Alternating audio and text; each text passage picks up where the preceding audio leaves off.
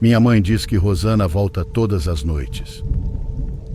E se prestarmos atenção, se abrirmos um pouco a janela dos quartos voltados para o jardim e escutarmos com cuidado, perceberemos que ela continua ali.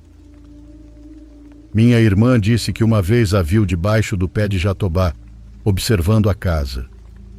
Pensamos que talvez seja por isso que ela começou a secar. Na verdade, todas as árvores estão secando, pouco a pouco, há muito tempo.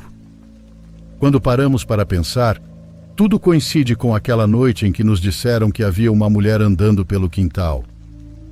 Foram os vizinhos que nos contaram, sem imaginar o pavor que aquilo nos causaria. Eles tinham se mudado para lá havia pouco tempo e ainda mal nos conheciam. Caso contrário, teriam sabido que a descrição que deram era a de Rosana. Talvez soubessem quem ela era. Talvez tivessem parado de olhar para o nosso jardim, com medo de encontrá-la. Nossa história com ela começou muitos anos atrás, quando meu irmão e eu ainda estávamos no ensino fundamental. Foi nessa época que meu pai começou a mudar. Ele passava cada vez menos tempo conosco. Quase não convivia mais com a família. Todos os fins de semana desaparecia. Quando minha mãe o confrontou e perguntou se ele tinha outra mulher, meu pai respondeu apenas que não podia explicar, mas também não negou. Então ele começou a adoecer. Mesmo assim, continuava sem nos contar nada e sem confessar nada. Ficou extremamente magro, abatido e parecia cada vez pior. Minha mãe dizia que era culpa. Que era o estresse de esconder algo tão grande durante tanto tempo. Algo que todos nós já imaginávamos. Ela chegou a dizer que se ele continuasse daquele jeito, seria melhor ir embora de vez. Disse que poderia trabalhar e que não precisava de nada dele. Mas um dia meu pai voltou para casa diferente. Havia algo estranho em seus olhos. Pareciam cheios de loucura. Estavam tomados pelo medo, mas ao mesmo tempo naquele momento, ele falava como antigamente. Parecia o homem lógico e organizado que sempre havia sido. Ele trouxe alguns documentos e pediu para minha mãe assiná-los. Naquele mesmo dia, colocou sua pizzaria e outro negócio no nome dela. Transferiu nossa casa para o nome da minha irmã e um pequeno apartamento para o meu. Nem sabíamos que esse apartamento localizado nos arredores da cidade existia. Pediu que eu não fosse até aquele lugar por muito tempo. Disse que não o procurasse, mas queria que o apartamento fosse meu e que toda a documentação estivesse pronta. Naquela mesma noite foi embora tão repentinamente quanto havia chegado. Voltou alguns dias depois, mas já estava novamente naquele estado estranho e reservado que vinha mantendo nos últimos meses. Quase não o vimos nos meses seguintes. Ele aparecia raramente. Mesmo assim, doeu demais quando recebemos aquela ligação, numa noite de sexta-feira, informando que ele havia falecido. Passaram o endereço do local onde seria velado, como se nós nem fôssemos da família. "Quem está falando?" perguntou minha irmã, a mulher do outro lado da linha. "Rosana", respondeu ela. No velório havia apenas alguns amigos do meu pai. Ninguém mais. Fazia anos que não os víamos, e tenho quase certeza de que meu pai também não os via havia muito tempo. Eram 3 homens sentados em um banco no fundo da sala de velório. Nos cumprimentaram de longe, como se estivessem desconfortáveis. Sem abraço, sem condolências. Então uma mulher se aproximou. Era muito magra. Tinha a pele extremamente branca e cabelos tão pretos quanto o vestido e o véu que usava. Ela levantou o véu para falar conosco. Todas as suas roupas eram de seda, e quando se movia, o tecido se colava ao corpo, destacando o quanto era anormalmente magra. Seus ossos pareciam saltar através da pele. Era ela, Rosana. "Vocês devem ficar na frente comigo, somos uma família", disse. Minha mãe e minha irmã a ignoraram e seguiram diretamente até o caixão. Ele estava fechado. Perguntaram o motivo. Exigiram ver meu pai. Rosana respondeu que precisava perguntar e saiu da sala. Poucos minutos depois, os amigos do meu pai também foram embora. Ficamos sozinhos. Passou bastante tempo e ninguém voltou. Procuramos os funcionários da funerária e eles disseram que a esposa do falecido havia solicitado expressamente que o caixão não fosse aberto e que ninguém pudesse vê-lo. Eu sou a esposa dele, respondeu minha mãe. E eles são os filhos dele. Estou mandando abrir o caixão. O funcionário ficou confuso, mas acabou obedecendo. Quando abriu o caixão, vimos meu pai. Ou pelo menos algo que parecia ser ele. Estava horrivelmente magro. Nem parecia a mesma pessoa. Aquilo que estava ali dentro não parecia meu pai. Nós nos abraçamos e choramos. Minha mãe chorou como eu jamais a tinha visto chorar, apesar de tudo o que havia passado. Alguns minutos depois, o telefone dela tocou. Não atendemos, mas voltaram a ligar. E de novo. E de novo. Atendi eu mesmo, porque minha mãe estava em péssimo estado. Eram os vizinhos. Disseram que alguém havia entrado em nossa casa. Uma mulher. Ela tinha usado chaves e não precisou arrombar nenhuma porta. Naquela mesma hora da noite, havia um chaveiro trocando todas as fechaduras. O que veio depois foram meses de processos judiciais. Meses em que tivemos de morar na casa de parentes. Meses em que nem sequer pudemos entrar na nossa própria casa para buscar nossos pertences. Tudo isso até que os documentos que possuíamos fossem finalmente reconhecidos como válidos. Quando isso aconteceu, fomos até a casa acompanhados de nossa advogada e de policiais. Mas ela já estava vazia. Abandonada. Os vizinhos vieram nos cumprimentar e disseram que estavam felizes por nos ver de volta. Segundo eles, a mulher que viveu ali era muito estranha. Saía para o jardim durante a noite e caminhava entre as árvores, olhando para a casa como se não pudesse entrar. Mas havia algo estranho. Nunca a viam entrar na casa. Era como se passasse todas as noites do lado de fora. 2 ou 3 anos se passaram até que tivéssemos de ouvir aquele nome novamente. Numa madrugada fomos acordados pelos gritos da minha mãe. Corremos para o quarto dela e acendemos a luz. Ela estava se debatendo na cama, chutando e golpeando algo sob os cobertores. Tentamos acalmá-la. Quando finalmente conseguiu se recompor, disse que a tinha visto. Uma voz a chamou pelo nome e a despertou. Quando abriu os olhos, viu a silhueta de Rosana diante da janela, iluminada pela luz de fora. Antes que pudesse gritar ou pedir ajuda, a figura se lançou sobre ela e tentou estrangulá-la. Apesar do estado em que minha mãe ficou, apesar do medo claramente verdadeiro que sentia, eu e minha irmã acreditamos no fundo que aquilo tinha sido apenas um pesadelo terrível. Dissemos que acreditávamos nela, mas não acreditávamos de verdade. Até que meses depois minha irmã também a viu. Ela havia adormecido no sofá e ao se levantar para ir ao quarto, viu Rosana na cozinha, vestida de preto, exatamente como no dia em que a conhecemos, com o véu cobrindo o rosto. Quando minha irmã gritou, ela correu para se esconder. Minha irmã conta que ela simplesmente se abaixou e deixou o corpo cair, como se tivesse desaparecido no ar, sumindo atrás do balcão que separava a cozinha da sala de jantar. Corremos para ajudar minha irmã, mas dessa vez o medo era diferente. Eu também conseguia senti-lo. Ela não estava sonolenta. Não estava confusa. Tinha certeza absoluta de que havia visto Rosana e pediu desculpas à nossa mãe por não ter acreditado nela antes. Viramos a casa de cabeça para baixo procurando alguém escondido.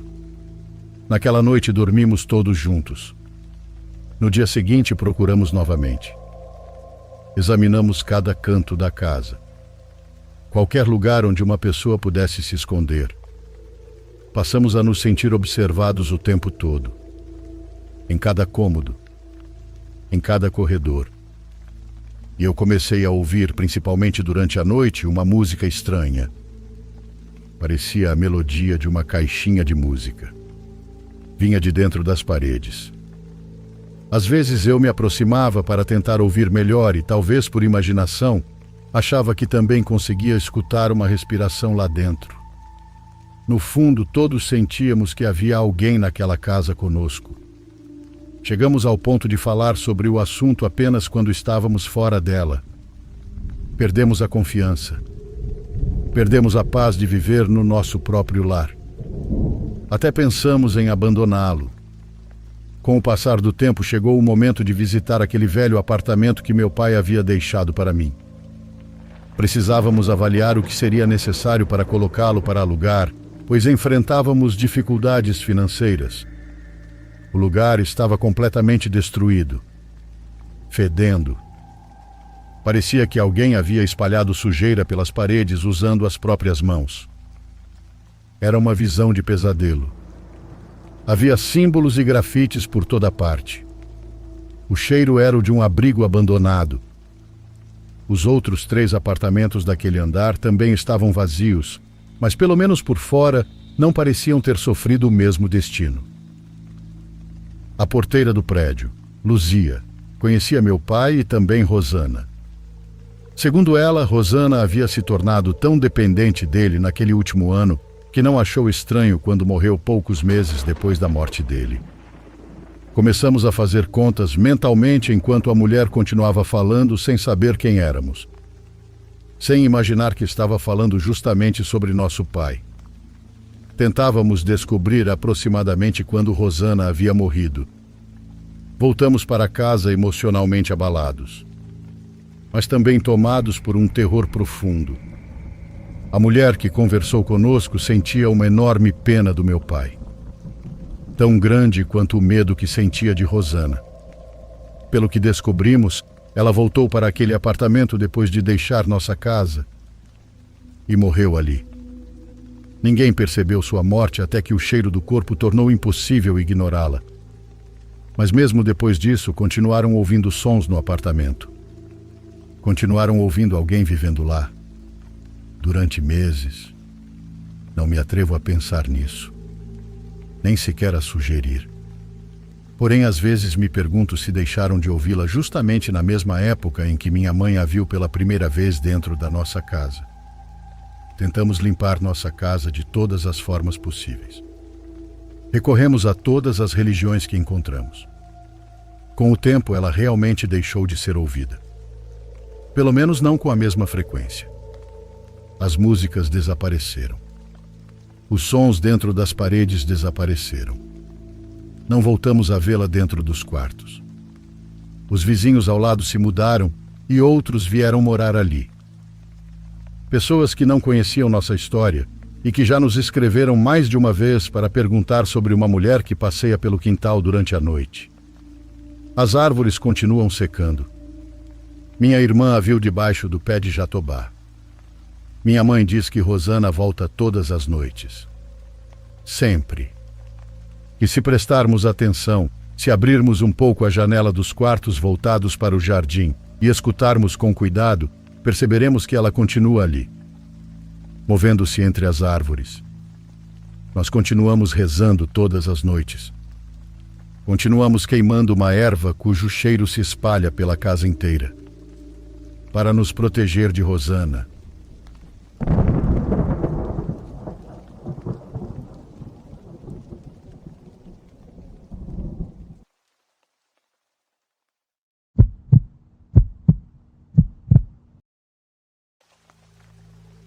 Olá, pessoas do Diário.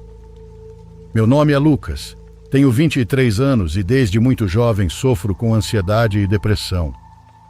Ainda hoje convivo com isso.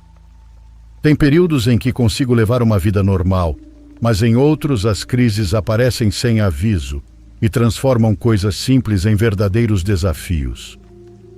Na época em que isso aconteceu, eu estava passando por uma fase particularmente ruim. Minha depressão estava tão forte que eu tinha parado de me importar com várias coisas. Eu deixava de sair, evitava conversar com as pessoas e até algo simples como cortar o cabelo tinha se tornado difícil. Meu cabelo estava comprido, caindo sobre os ombros, porque eu simplesmente não encontrava disposição para cuidar de mim mesmo. Por causa da ansiedade, eu havia criado um ritual para tentar me acalmar durante as crises.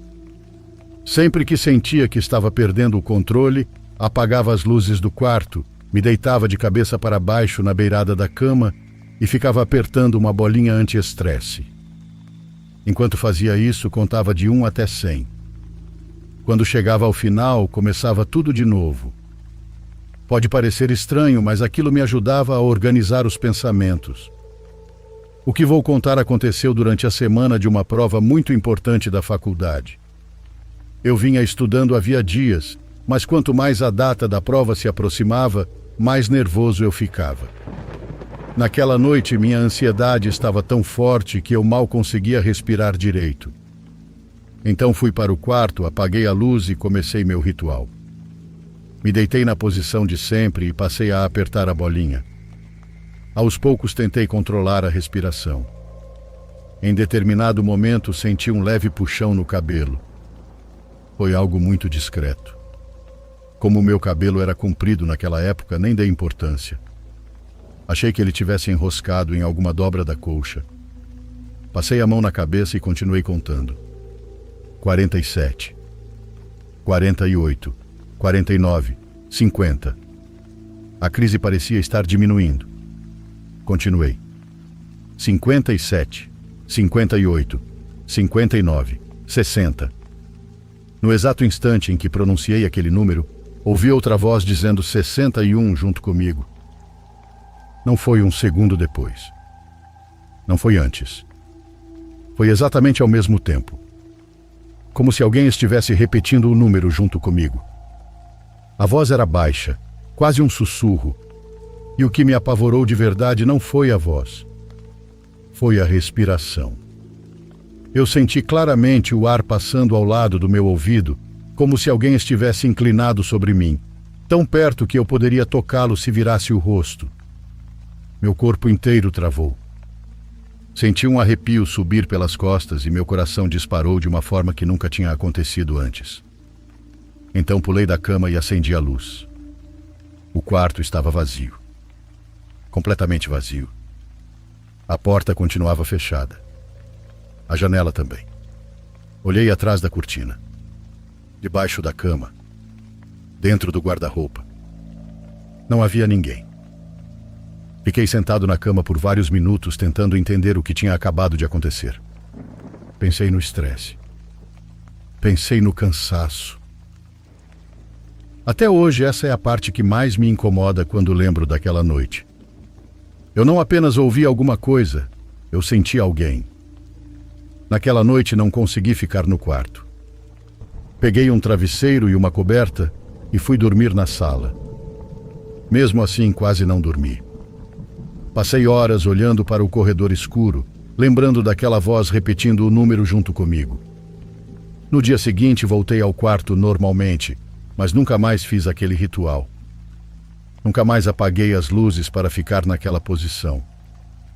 Ainda sofro com ansiedade. Ainda convivo com a depressão. Porém, nunca mais ouvi aquela voz. Nunca mais senti aquela respiração. E, sinceramente, espero nunca mais sentir.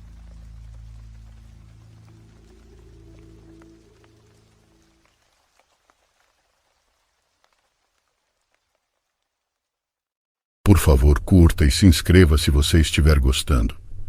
Agora continuamos.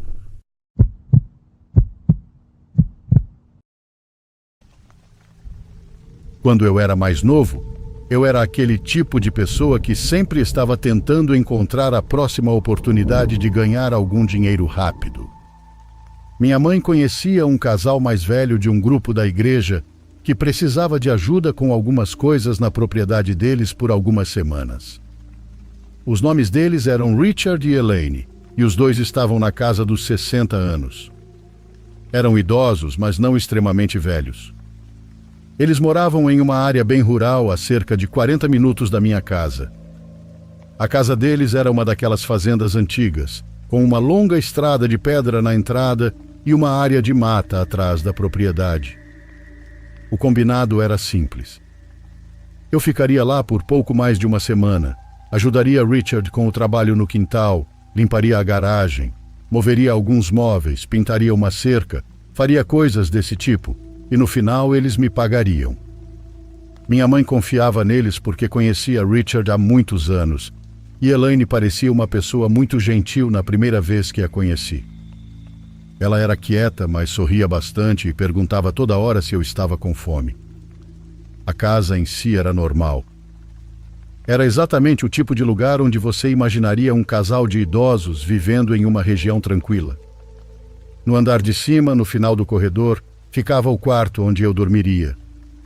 No meu primeiro dia lá, Richard me mostrou a propriedade e depois me passou uma lista de coisas que faríamos. Enquanto isso, Elaine preparou o jantar. Percebi logo no começo que Elaine não falava muito, mas ela sempre tinha um sorriso neutro no rosto, quase como se estivesse sempre tentando parecer tranquila. Ela perguntou meu nome 3 vezes diferentes, e Richard apenas disse que às vezes ela esquecia das coisas. Achei que ele estivesse falando daquele esquecimento normal de pessoas mais velhas, então não dei muita importância. Naquela noite subi para o quarto por volta das 11 horas e tentei dormir. Em algum momento, provavelmente por volta das 3 da manhã, acordei ouvindo passos no corredor. Alguém estava andando de um lado para o outro do lado de fora do meu quarto. Eu tinha certeza disso. O chão rangia a cada poucos segundos. Pensei que talvez fosse Richard indo ao banheiro, mas os passos não seguiam para lugar nenhum. Eles apenas passavam pela minha porta, iam até o fim do corredor, voltavam e passavam novamente. Fiquei deitado no escuro ouvindo aquilo por uns 10 minutos. A sensação foi ficando cada vez mais desconfortável até que os passos pareciam ter parado exatamente na frente da porta. Fiquei olhando para aquele grande espaço escuro embaixo da porta e tive a sensação de que conseguia ver o contorno de 2 pés. Depois de um tempo, os passos se afastaram novamente, confirmando que aquilo que eu estava vendo realmente eram 2 pés parados ali. Na manhã seguinte, mencionei isso para Richard enquanto trabalhávamos do lado de fora. Ele não pareceu surpreso, apenas disse que Elaine às vezes andava pela casa durante a noite porque tinha pesadelos e ficava confusa, e que eu não precisava me preocupar. Quando perguntei se eu deveria trancar a porta do quarto à noite, ele deu uma risada e disse que o quarto de hóspedes não tinha fechadura porque a casa era antiga. Então deixei para lá. Mas a segunda noite foi pior. Acordei novamente com o mesmo som dos passos, só que dessa vez eles estavam mais rápidos. Eu conseguia ouvir Elaine murmurando sozinha no corredor. Não conseguia entender a maior parte do que ela dizia, mas ouvi meu nome uma vez e aquilo me deu arrepios. A sombra dela passou por baixo da minha porta umas 3 ou 4 vezes. Eu estava começando a odiar aquele enorme espaço embaixo da porta. A maçaneta girou, parou e a porta abriu cerca de 1 centímetro. Ela ficou entreaberta por um instante e ouvi uma voz sussurrando através daquela fresta, mas não conseguia entender o que ela disse. Então a porta fechou novamente. Depois disso tive dificuldade para dormir, como qualquer pessoa teria na minha situação. Pela manhã contei exatamente o que havia acontecido para Richard. Mais uma vez ele tentou explicar. Disse que provavelmente Elaine achou que o quarto estava vazio e que ela vinha fazendo coisas assim com mais frequência ultimamente. Ele disse que aquilo era vergonhoso para ela e pediu que eu não comentasse nada perto dela. Durante o dia, ela parecia completamente normal. Fazia coisas como preparar o almoço, dobrar toalhas e regar as plantas, o que tornava tudo ainda mais difícil de entender. Mas de vez em quando eu pegava ela me encarando do outro lado da sala com um olhar frio e desconfiado. Era como se ela não me reconhecesse, mas ao mesmo tempo não gostasse da minha presença ali. No 4º dia, eu e Richard estávamos limpando um galpão atrás da casa. Foi quando notei um andador de metal amassado jogado atrás de algumas caixas. Ao lado dele havia uma moldura de foto quebrada, com manchas marrons secas no vidro. Isso é importante para mais tarde. Mais tarde, naquele mesmo dia, quando entrei na casa para usar o banheiro, percebi um arranhão comprido na parede do corredor. Era mais ou menos na altura do peito, como se algo tivesse sido arrastado ali. Também havia pequenos buracos em uma das portas do andar de baixo, como se alguém tivesse batido nela com algum objeto. Tudo aquilo parecia sinal de uma luta. Naquela noite coloquei minha mala em frente à porta do quarto. Ela não era pesada o suficiente para impedir alguém de entrar, mas eu pensei que pelo menos faria barulho caso a porta fosse aberta. Por volta das 2:30 da manhã acordei com o som da mala arrastando no chão. Olhei e vi que a porta do meu quarto estava parcialmente aberta. Elaine estava parada na entrada, usando uma camisola. A boca dela estava aberta e ela respirava de forma pesada pela boca. Eu disse o nome dela tentando não parecer assustado, mesmo que aquela visão fosse aterrorizante. Quando ela entrou no quarto, foi aí que percebi que ela segurava uma faca de cozinha ao lado do corpo. Olhei para a cama e comecei a ouvir ela sussurrando algo. Rapidamente consegui entender o que ela dizia. Aqui não é o seu lugar. Ela repetiu umas 5 vezes. Aqui não é o seu lugar. Aqui não é o seu lugar. Ela chegou até o lado da cama e ficou parada sobre mim, com a faca pendurada na mão. Gritei por Richard o mais alto que consegui. Elaine se assustou com o som, então virou e saiu marchando do quarto. Até a forma rígida como ela caminhou para fora era assustadora. Ela bateu a porta e foi embora pelo corredor. Richard apareceu no andar de cima uns 30 segundos depois, agindo irritado, como se eu tivesse acordado ele sem motivo. Eu disse que ela tinha entrado no meu quarto com uma faca. Ele continuava repetindo que ela não machucaria ninguém e que ela não era ela mesma durante a noite. Foi oficialmente naquele momento que a forma como ele diminuía o comportamento dela começou a me irritar. Eu disse que queria ir embora. Ele respondeu que eram 3 da manhã e que provavelmente minha mãe estava dormindo. Disse que conversaríamos sobre isso pela manhã. Eu deveria ter ligado para minha mãe naquele momento, mas não queria transformar aquilo em algo maior.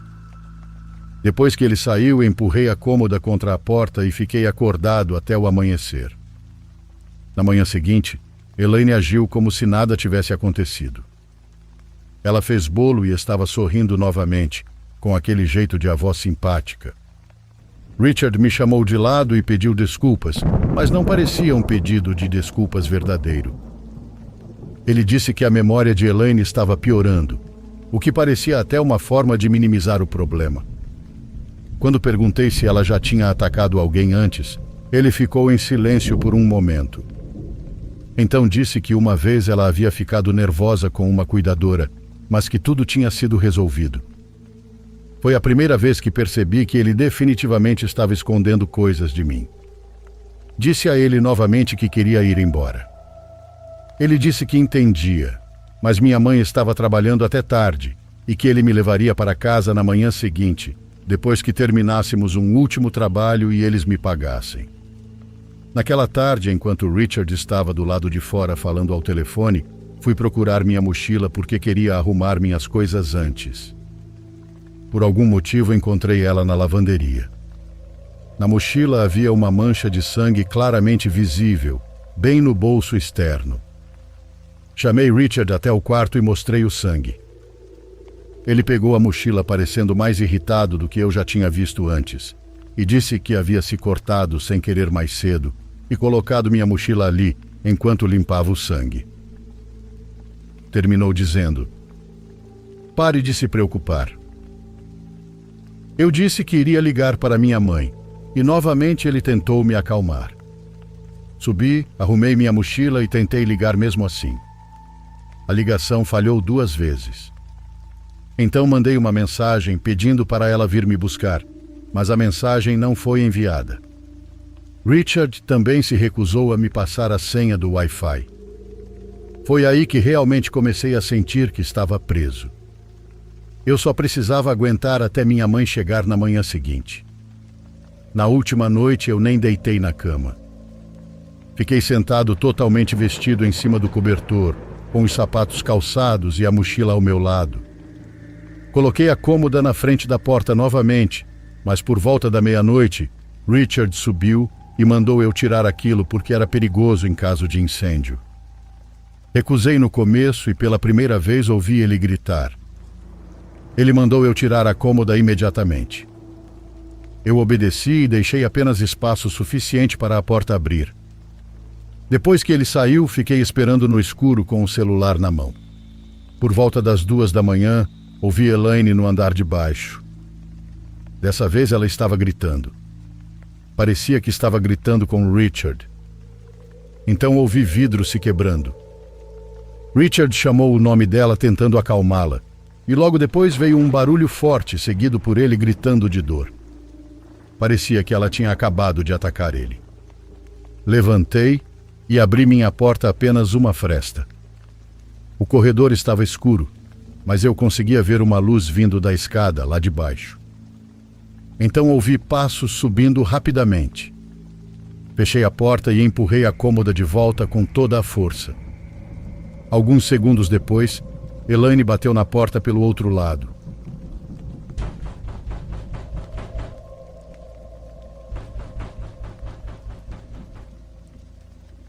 A maçaneta começou a tremer violentamente e ela voltou a dizer várias vezes: "Aqui não é o seu lugar."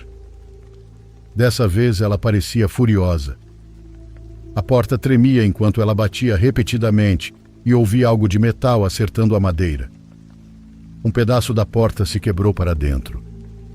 Meu olhar foi para a janela. Era minha única saída. Decidi que iria pular. Eu conseguia ouvir Richard no andar de baixo gemendo e chamando por ela.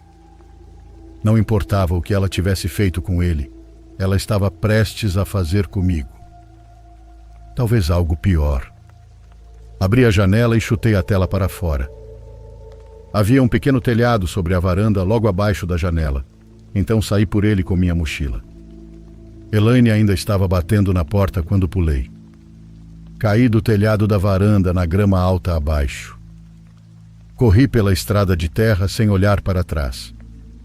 Consegui ouvir a porta da frente abrindo e Elaine gritando da varanda. Ela segurava o que eu só posso imaginar que fosse um espeto de churrasco em uma das mãos. Continuei correndo até chegar à estrada, onde finalmente consegui sinal no celular e liguei para a polícia. A polícia e uma ambulância chegaram cerca de 30 minutos depois. Richard tinha um corte na cabeça e o pulso quebrado por tentar impedir ela. Elaine foi levada pelos paramédicos. A polícia conseguiu falar com minha mãe e ela chegou assim que pôde. Mais tarde, Richard contou para minha mãe que Elaine vinha piorando há meses, mas ele não queria colocá-la em uma instituição porque se sentia culpado. Ele achava que conseguiria cuidar dela sozinho. Também admitiu que ela já tinha atacado 2 cuidadoras antes de mim. Se ele não fosse um homem idoso, minha mãe provavelmente teria dado um murro na cara dele depois de ouvir tudo aquilo.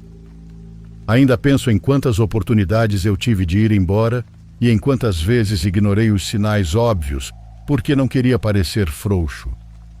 Sinceramente, acho que nós, como seres humanos, tentamos manter a esperança de que tudo continua normal pelo maior tempo possível.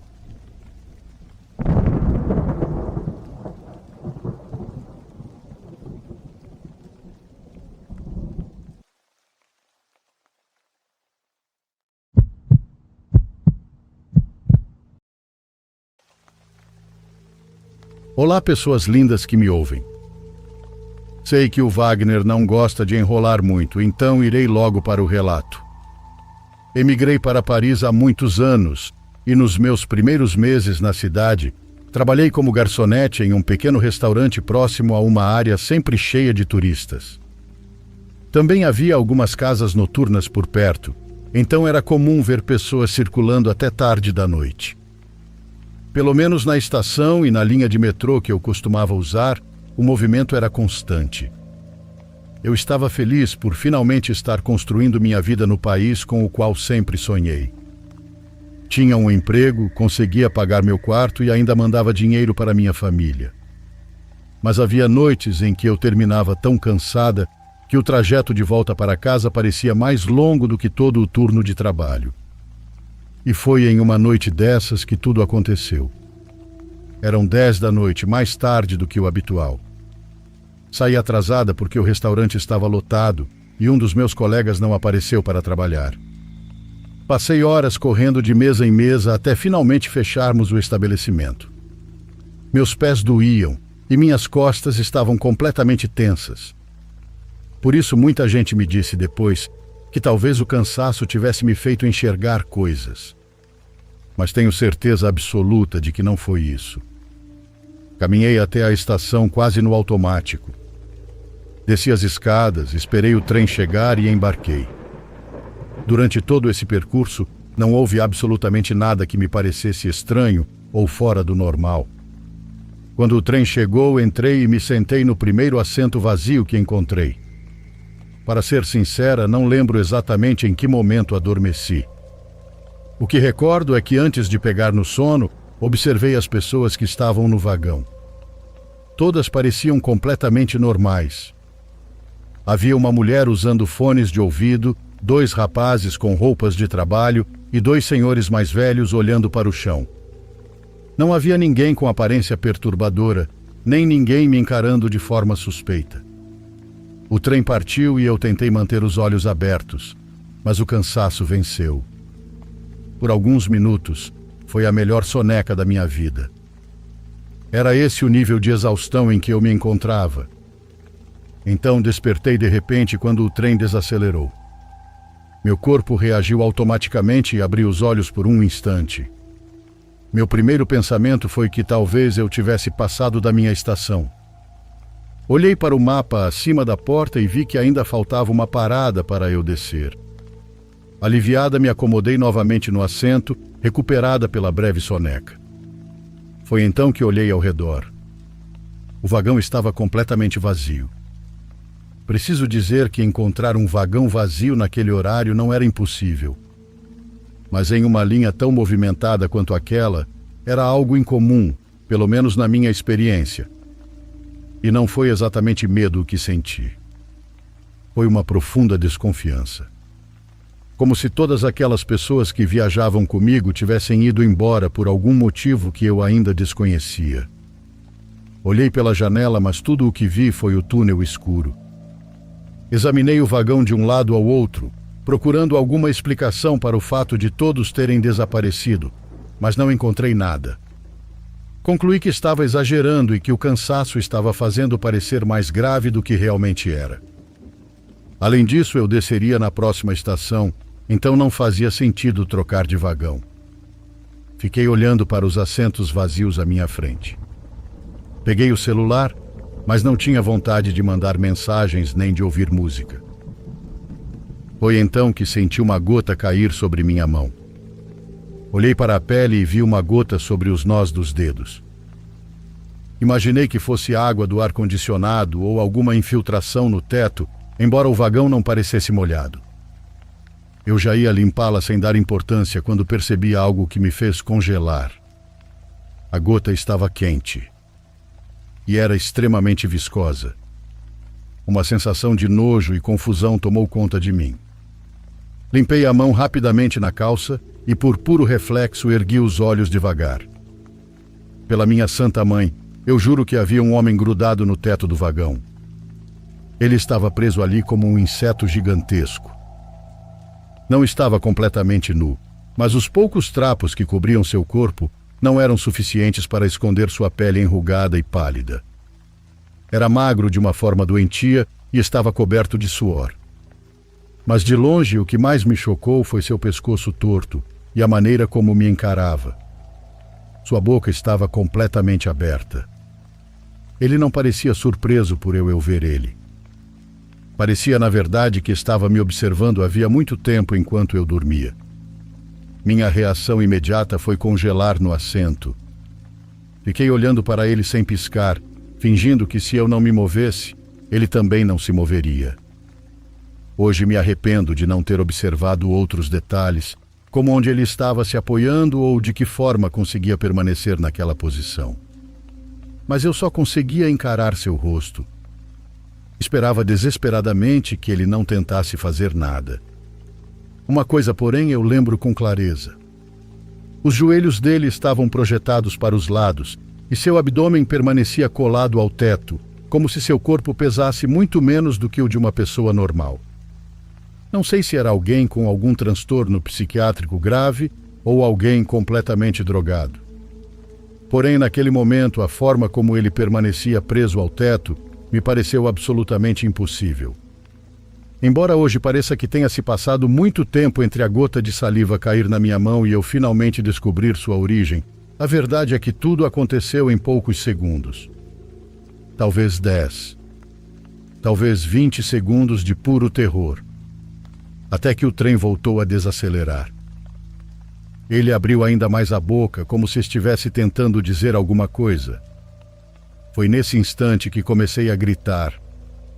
Gritei com tanta força que machuquei minha garganta e fiquei vários dias sem conseguir falar direito. Foi um grito tão desesperado que acredito que todas as pessoas na estação que estávamos alcançando conseguiram ouvi-lo. Assim que senti as portas se abrirem, saí correndo do vagão. As pessoas na plataforma ficaram me olhando, assustadas. Poucos segundos depois, enquanto eu subia as escadas correndo, alguns funcionários da estação me interceptaram e perguntaram o que havia acontecido. Eu estava em estado de choque. Nem sequer me lembro exatamente do que disse ou se consegui formular alguma frase coerente. Mas, segundo um dos funcionários, consegui gaguejar que havia um homem no teto do vagão. Enquanto tentavam me acalmar em uma sala da administração, os funcionários avisaram outras estações para ficarem atentas a um indivíduo suspeito. Durante os 10 ou 15 minutos seguintes, eles precisaram me ajudar a recuperar a calma, porque eu sequer me sentia capaz de caminhar até minha casa. Quando finalmente consegui me recompor, expliquei detalhadamente tudo o que havia visto. Mas os funcionários me disseram que nem naquela estação nem na seguinte encontraram qualquer homem com a descrição que forneci. Eles sugeriram que talvez eu tivesse confundido um sonho com a realidade. Mas eu insisti que aquilo não tinha sido um sonho. Então levantaram outra hipótese. Disseram que talvez fosse algum maluco que, ao me ouvir gritar, simplesmente se soltou do teto e vestiu alguma roupa antes de desaparecer. Essa explicação me trouxe um pouco de conforto. No final, um dos funcionários teve a gentileza de chamar e pagar um táxi para mim. Fiquei profundamente agradecida por isso. Ainda faltavam alguns dias para eu receber meu salário e, além disso, eu não me sentia preparada para caminhar até meu apartamento. Não me sentia preparada para caminhar pelas ruas escuras de Paris, que, ao contrário do que muitas pessoas imaginam, podem ser realmente assustadoras durante a noite. No entanto, com o passar das semanas, continuei pensando no que aconteceu. E sempre que me lembrava da cena, imaginava aquele homem preso ao teto do vagão. Foi então que percebi uma coisa. Não havia nenhuma maneira possível de uma pessoa permanecer naquela posição. Talvez houvesse algo sobrenatural envolvido em tudo aquilo. Não sei o que, nem como. Mas as consequências foram muito reais. Nunca mais consegui dormir em qualquer transporte público.